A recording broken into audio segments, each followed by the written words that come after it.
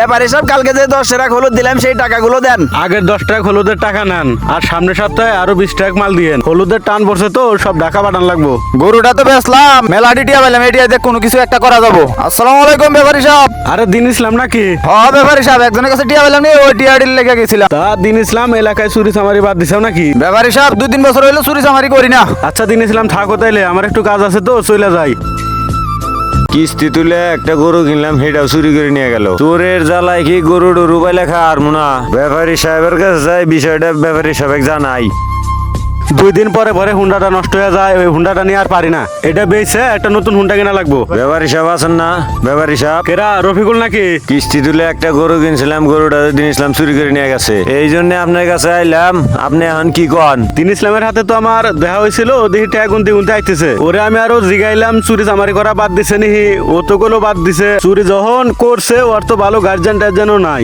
ওর কেউ নাই ব্যাপারী সাহেব, ওর একটা চাচা আছে। ওর চাচার কাছে গেলে মনে হয় একটা সমাধান পাওয়া যাবো। ওর যদি চাচা থাকে তে ন ওর চাচার কাছেই যাই, ওর চাচারে দিয়ে বিচারটা করামুনি। গরুটা বেচছে নাকি জরিমানা হইলেও নিয়ে দেমুনি, নাও যাই। মর আর কুরকার জ্বালা গাছ গোছালি গাইরেও শান্তি পাই না।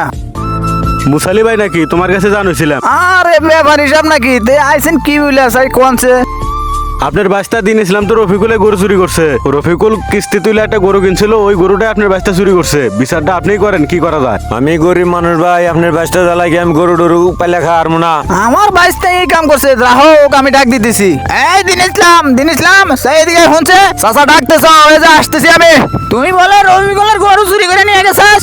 মর আর মানুষের জ্বালায় কি গরু টরু চুরি করেও শান্তি পাবো না নাকি? না আমি চুরি করি নাই। তুই যে আমার গরু চুরি করছিস, আমি খেতে লাগ দেখা নিয়ে আসি, তুই আরে থাক। আপনার বাইসটা তো রবিকুলের গরুটা এনে নিয়ে যাইতে দেখলাম।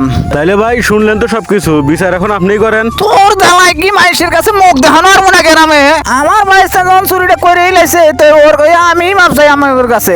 এরপরের দিকে ও আর চুরিদারি করবো না, ওর হয়ে আমি কথা দিলাম। ব্যাপারী সাহেব চুরি যখন করে লাইছে, তো ওর হয়ে আমি জরিমানাটা দিলাম। আর এই কথা যদি বাস্ট হয়ে যায় তাহলে গ্রামে আমার মুখ থাকবো না। ব্যাপারী সাহেব আর রফিকুল ভাই, আমি আর জীবনে চুরি চামারি করবো না।